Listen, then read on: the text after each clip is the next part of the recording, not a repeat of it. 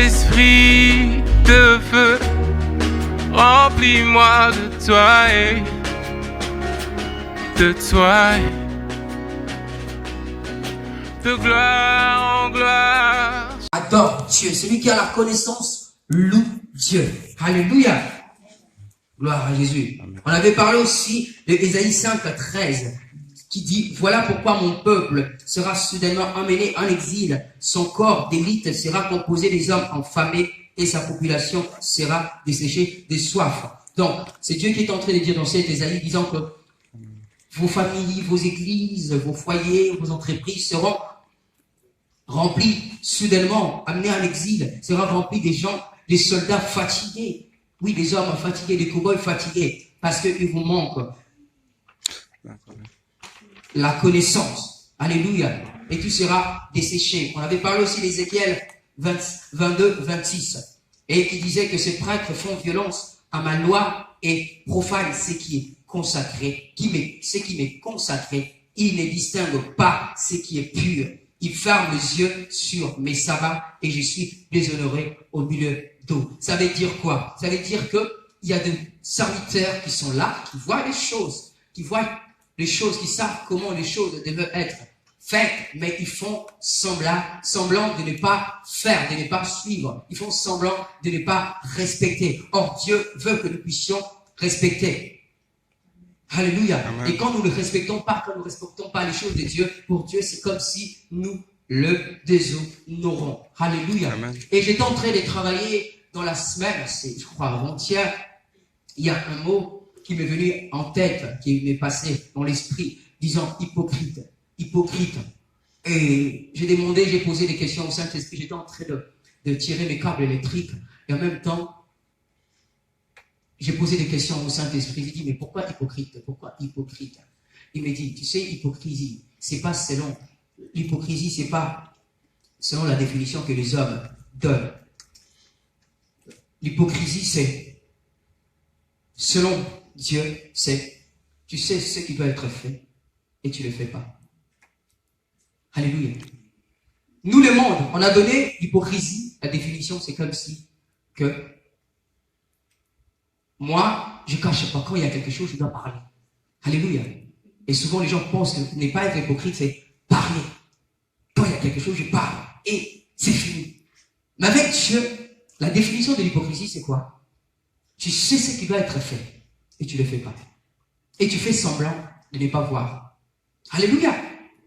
Et j'ai commencé à regarder dans la Bible, et quand Jésus disait aux scribes, hypocrite, hypocrite, hypocrite, tombeau blanchi. Je commençais à regarder. Et une fois, il a dit au peuple, et il a dit aux disciples, aux apôtres, et il disait à tout le monde, faites ce qu'ils vous disent de faire, mais faites pas ce qu'il faut. Mais avant de dire ça, il les a d'abord traités d'hypocrites. Et il dit aux gens, faites ce qu'ils vous disent de faire, mais ne faites pas ce qu'ils font. Et j'ai compris que c'est quoi? Faites ce qu'ils vous disent, parce que ce qu'ils vous disent de faire, c'est bien. Mais la façon d'agir, ne le faites pas. Et autrefois, il a dit eux-mêmes, il les a dit comme ça en face, hypocrites que vous êtes, vous forcez les gens à faire des choses, mais vous-même, vous ne levez même pas votre petit doigt pour les faire. C'est là que j'ai compris. Ah, donc c'est ça l'hypocrisie alors. Alléluia. Amen. Gloire à Jésus.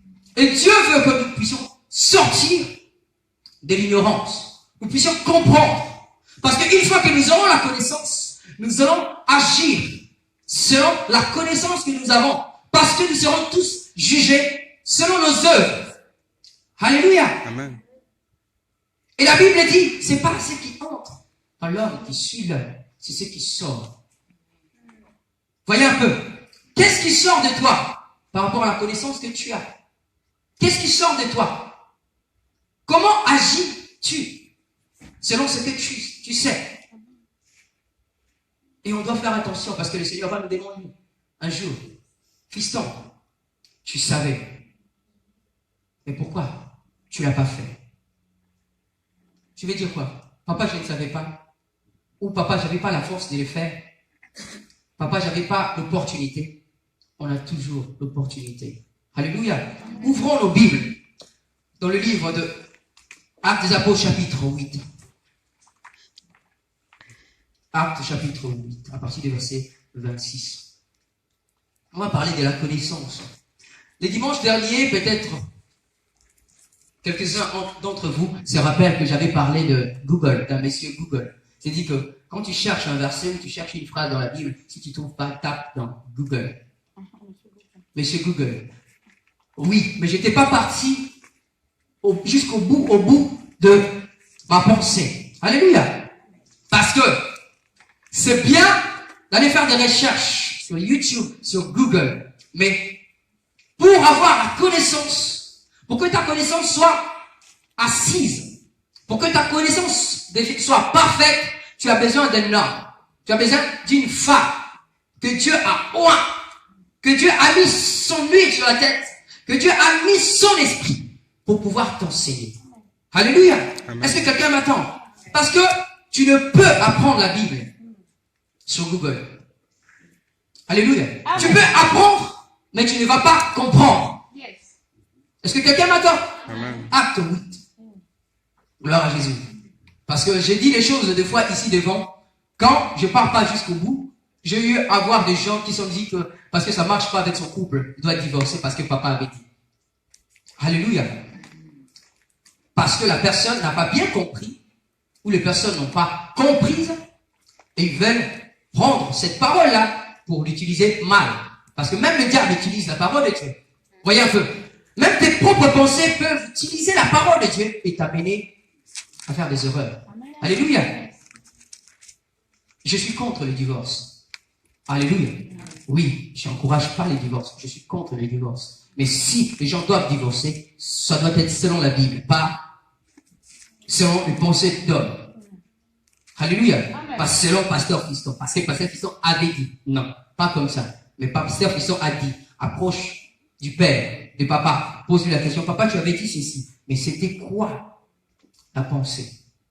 Alléluia. Gloire à Jésus. Nous allons parler d'un homme, un eunuque. Un homme intelligent, un intellectuel qui lisait la parole de Dieu et il ne comprenait pas avant de continuer avec les 6 clés qui nous restent. À partir du verset 26. La Bible dit, Actes, chapitre 8, à partir de son verset 26. Un ange du Seigneur, s'adressant à Philippe, lui dit, lève-toi et va du côté du midi, sur les chemins qui descendent de Jérusalem à Gaza, celui qui est désert. Il s'éleva et partit. Voici un Éthiopien, un eunuque, ministre de Candace, reine d'Éthiopie, et surintendant de tous les trésors, venu à Jérusalem pour adorer. S'en retourner, assise sur son char, et lisait le prophète Ésaïe. L'Esprit dit à Philippe, avance et approche-toi de ces chars. Philippe parcourut et entendit l'Éthiopien qui lisait le prophète Ésaïe. Et lui dit, comprends-tu ce que tu lis? Il répondit, comment pourrais-je si quelqu'un me guide? Et il invita Philippe à monter et s'asseoir avec lui. Le passage de l'Écriture qu'il lisait était celui-ci. Il a été mêlé comme une brebis à la boucherie et comme un agneau muet devant celui qui le tend. Il n'a point ouvert la bouche. Dans son humiliation, son jugement était levé et sa postérité qu'il a deviendra. Car sa vie était retranchée de la terre. L'eunuque dit à Philippe, j'étais pris de qui le prophète, de qui le prophète parle-t-il? Est-ce de lui-même ou de quelqu'un d'autre? Alors Philippe ouvre la bouche et commença par ces passages. Lui annonça la bonne nouvelle. Comme ils continuaient leur chemin ils rencontrèrent l'eau. Ils rencontrèrent l'eau et l'eunuque dit, voici l'eau. Qu'est-ce qui empêche que je sois baptisé? Philippe dit, si tu crois de ton cœur, cela est possible. L'eunuque répondit, je crois que Jésus-Christ est le Fils de Dieu. Il fit arrêter les chars et l'eunuque descendirent tous deux dans l'eau. Philippe baptisa l'eunuque. Quand ils furent sortis de l'eau, l'Esprit du Seigneur l'enleva. Philippe et l'eunuque ne le vit plus, tandis que joyeux, il poursuivait sa route. Philippe se trouva à Azote, d'où il allait à Césarée en évangélisant toutes les villes et par laquelle il passait. Gloire à Jésus. Alléluia. On dit que cet homme, ce que j'aime dans la Bible, c'est quoi? La Bible va dans des détails. Pas toujours dans des détails. On va parler de David, l'homme selon le cœur de Dieu. On va parler de la vie de David, des erreurs, des bonnes choses qu'il a fait et des fautes qu'il a fait. La Bible ne cache rien. Juste pour nous démontrer que elle est la parole de Dieu. On dit que cet homme était ministre. Au jour d'aujourd'hui, on va dire qu'il était le ministre des Finances. Alléluia. Amen. Donc quand on parle d'un ministre des Finances, déjà en Afrique, il faut que ça doit nous donner des idées. Alléluia. Donc c'est quelqu'un qui avait tous les moyens qu'il faut. Et c'était un intellectuel. C'est une personne qui avait la connaissance. Parce que pour être le ministre dans un royaume, c'est pas donné. Alléluia. Il faut avoir des bagages. Il avait des bagages, cet homme. Mais il allait, la Bible ne nous dit pas combien d'années, combien de fois il est monté à Jérusalem. Mais il allait chaque année pour adorer. Et il écoutait aussi la parole, comme toi et moi nous écoutons. Mais il ne comprenait pas. Alléluia. Amen. Parce que si il avait cette parole sur lui, ça veut dire qu'il avait des parchemins.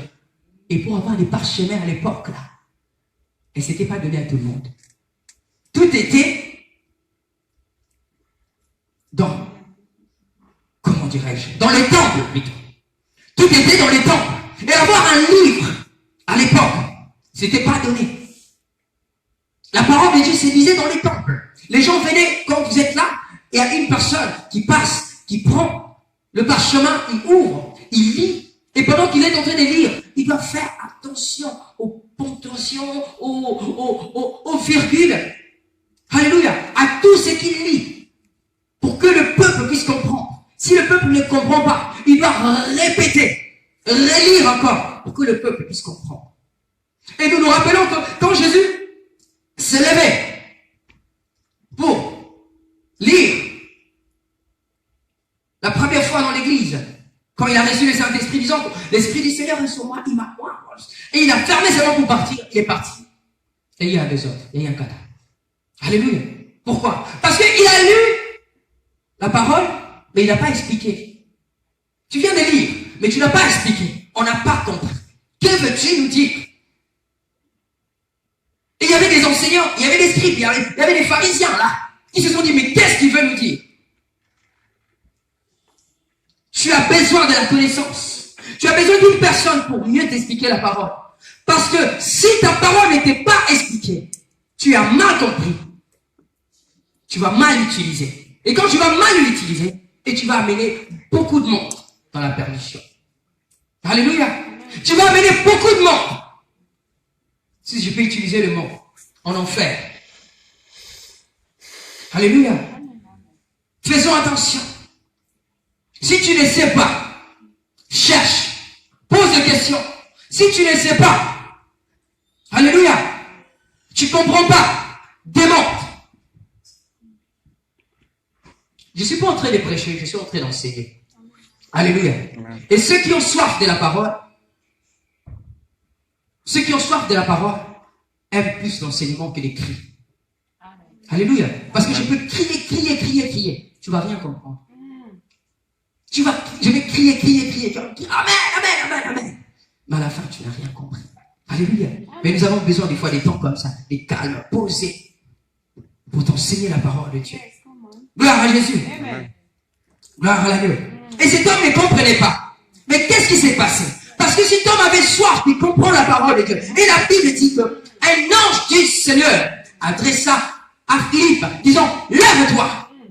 Il y a un homme qui a soif. Il y a une femme qui a soif. Il y a une personne qui fait des recherches, qui ne comprend pas. Vas-y. Et il était où? Sur le chemin de retour. Je pense qu'il était désespéré. Il était désespéré sur son char. Lisons, cherchons, mais qui va m'expliquer? Qui va me faire comprendre? Qui va m'éclairer dans ce que je suis en train de dire? Mais Dieu entend les cris de toute personne. Oui, de toute personne. Psaume 37, verset 4 dit, fais de l'éternel tes délices. En une autre version, c'est écrit, fais de l'éternel ta joie. Il te donnera ce que ton cœur désire. Alléluia. Et la joie du Seigneur, on les trouve où? Dans sa parole. On trouve la joie du Seigneur dans sa parole, dans ses Écritures. Et quand tu ouvres la parole de Dieu, quand tu ouvres la Bible, tout ce qui est écrit dans la Bible n'est pas pour ta voisine, ni pour ton voisin, n'est pas seulement pour ton ami. Parce que souvent, on a l'habitude de crier « Amen » quand on sait que, il y a une personne dans l'église qui se comporte comme ça. Quand on dit « laissez ceci, abandonnez cela, Amen » là, tu es en train de dire « Amen », tu dis « elle a entendu, il a entendu ». Mais quand on prêche jamais pour une personne. On prêche pour tout le monde. Parce que la Bible est en train de dire, si tu vois l'autre tomber, toi qui es debout, fais attention. Parce que c'est lui qui est tombé. Il ne peut plus tomber. Oui, il est déjà par terre. Et toi qui es debout, fais attention. Parce que sur la route, il y a des pots de banane. Sur la route, il y a la boue. Sur la route, il y a des cailloux, il y a des pierres. Il y a des arbres. Il y a des embûches, bien aimé. Parce que quand tu regardes l'autre, regarde ce qu'il a fait. C'est lui, amen, amen. Tu regardes là-bas, tu oublies de regarder les chemins. Alléluia. Tu vas trébucher. Et quand tu sors, tu vas tomber. Et l'autre dira, toi aussi. En italien, on dit, aïe, alléluia. Voilà pourquoi je peux dire à une personne, ne juge point. Enfin, que tu ne sois point jugé. Alléluia. Quelqu'un m'attend. Ne jugez point, enfin que tu ne sois point jugé. Gloire à Jésus. Amen. Cet homme ne comprenait pas. Et comme il ne comprenait pas, il a dit à l'homme de Dieu, l'évangéliste Philippe, explique-moi. Vous voyez, tellement il était intelligent, il réfléchissait sur sa tête, dans sa tête, plutôt par sa tête, ainsi je peux dire. Mais la parole de Dieu ne se réfléchit pas par la tête, ça se réfléchit avec le cœur. Amen. Et quand on parle du cœur, on parle de l'esprit. Alléluia. Amen. Et Philippe s'est levé, il a couru. Et ce qui est bien regardé dans le verset 30, cet homme lisait à haute voix. Voyons un peu. Il lisait à haute voix. Il n'était pas dans sa chambre. Il n'était pas dans sa cuisine ou dans son séjour, dans son salon, non, ou sur le balcon de sa maison. Il était dehors. Il devait être accompagné de ses gardes du corps. Il devait être accompagné des soldats. Il avait peut-être un chauffeur aussi devant, parce qu'il était derrière son char. Et il lisait à haute voix. Donc quand tu lis, tous nous le savons bien, quand tu lis à haute voix, ça veut dire tu veux mémoriser la chose. Amen. Alléluia. Quand tu ne mémorises pas, quand tu n'arrives pas à mémoriser le phrase que tu lis, tu vas parler à haute voix, tu vas réciter pour que cela puisse rester dans ta tête. Et il répétait. Et Dieu a entendu. Il a dit non, il fait des efforts, il a fait des efforts, laisse-moi envoyer. Et Philippe est arrivé. Philippe lui posa la question, comprends-tu ce que tu lis? Il répondit, comment le pourrais-je si quelqu'un ne me guide? Dans le verset 31. Est-ce que quelqu'un d'autre a une autre version? Comment les comprendrais-je si quelqu'un ne me guide? Partie A du verset 31. de Actes 36. Je lis au nom de Jésus. Amen. L'homme répondit, comment pourrais-je comprendre si personne ne m'éclaire? Ah. Il y a une autre version. Lis la parole du Seigneur. Hmm. Il répondit, comment le pourrais-je, répond-il, si je n'ai personne pour me l'expliquer? Ah. Vous voyez un peu, c'est bien des fois d'avoir plusieurs versions de la Bible. Comment pourrais-je comprendre si personne me l'explique? Tu as besoin de l'explication de la parole de Dieu. Tu as besoin d'être enseigné. Amen. On a besoin d'être enseigné. Amen. Quel que soit mon niveau intellectuel, quel que soit mes diplômes, quelle que soit l'université par laquelle j'ai côtoyé, j'ai besoin d'une personne pour m'expliquer. Voilà pourquoi je conseillerais aux fils et aux filles de Sion. Venez le vendredi à l'enseignement.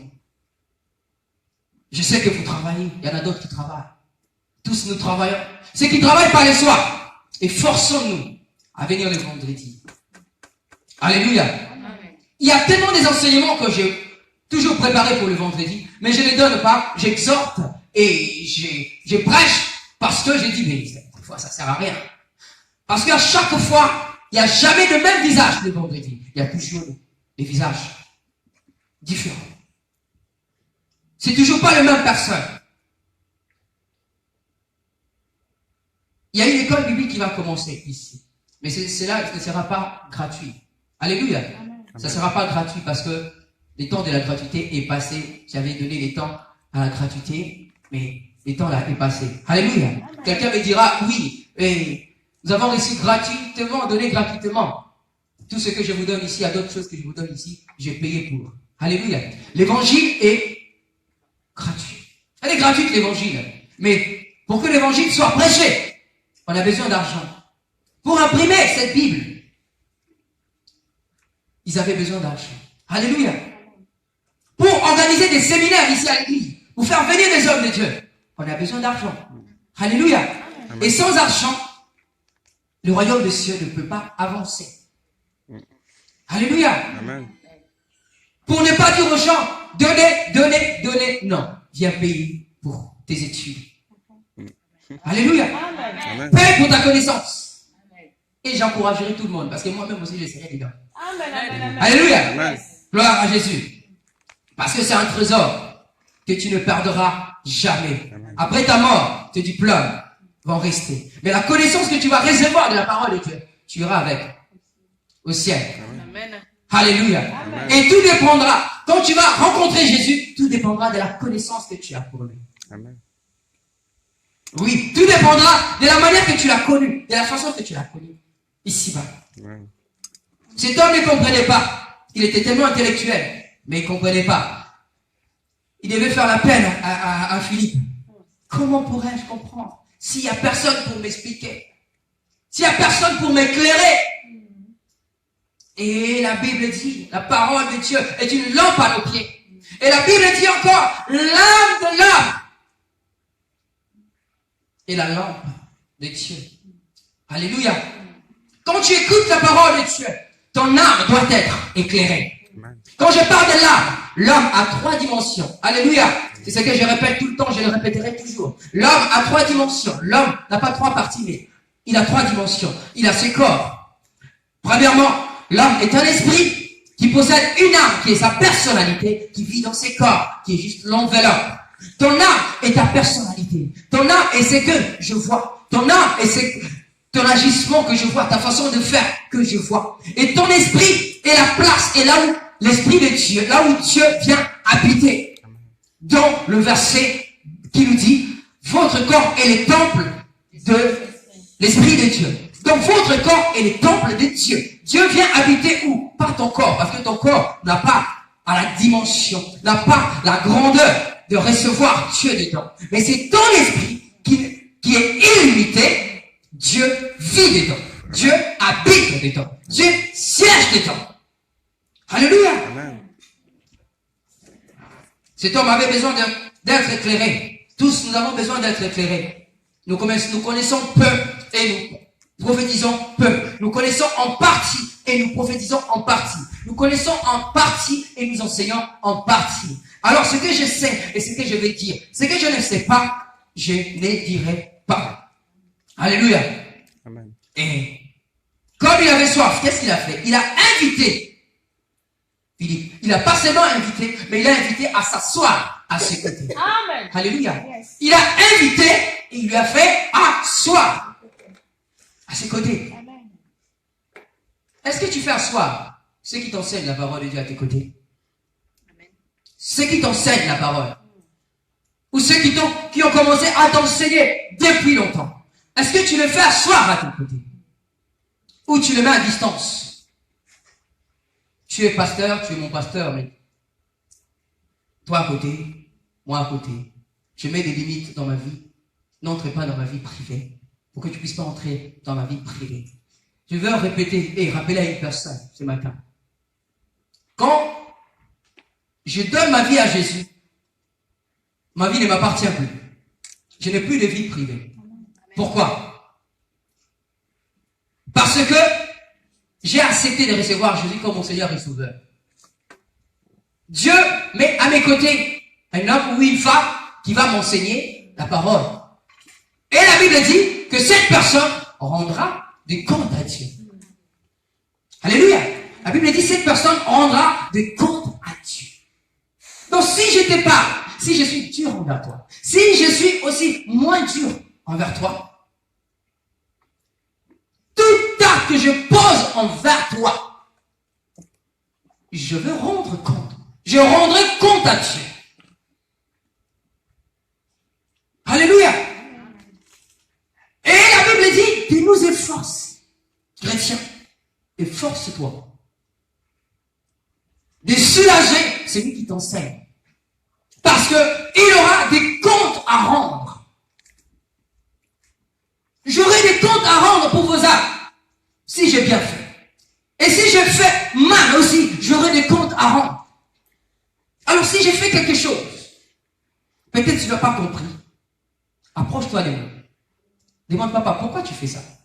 Pourquoi tu n'as pas fait ceci? Papa, pourquoi tu as fait cela? Alléluia. Amen. Des fois tu peux penser que c'est une négligence. Or, je laisse le temps que tu puisses comprendre. D'autres, tu peux penser qu'il est dur. Or, un marteau, pour dresser quelque chose de courbé, doit frapper. Alléluia. On doit frapper pour redresser ce qui est courbé. Alléluia. Amen. Et ça dépend de la chose. D'autres peuvent utiliser les genoux et les deux bras. D'autres peuvent sauter dessus. Tout ça pour donner la forme à la chose. Alléluia.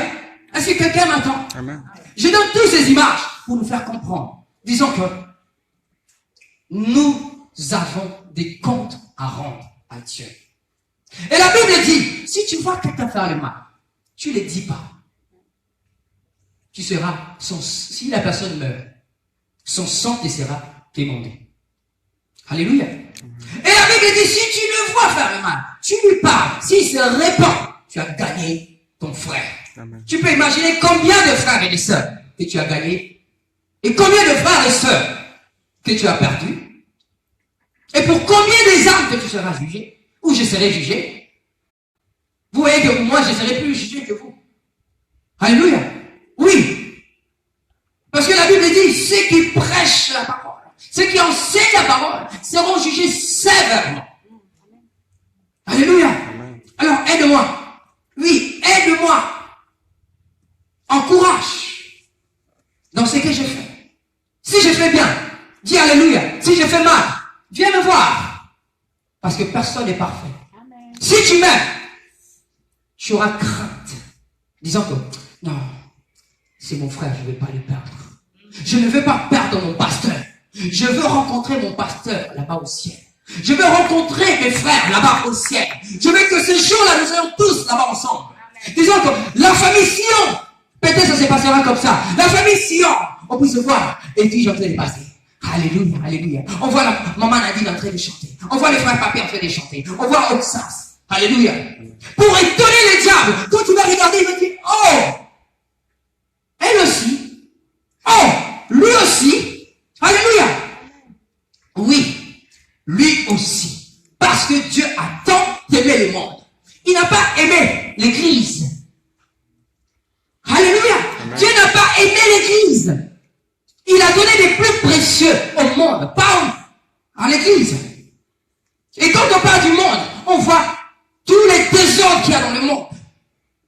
Alléluia. Amen. Oui. Et Dieu aime cela. Et Dieu veut que cela change. Dieu veut que cela soit transformé. Dieu veut que cela soit guéri.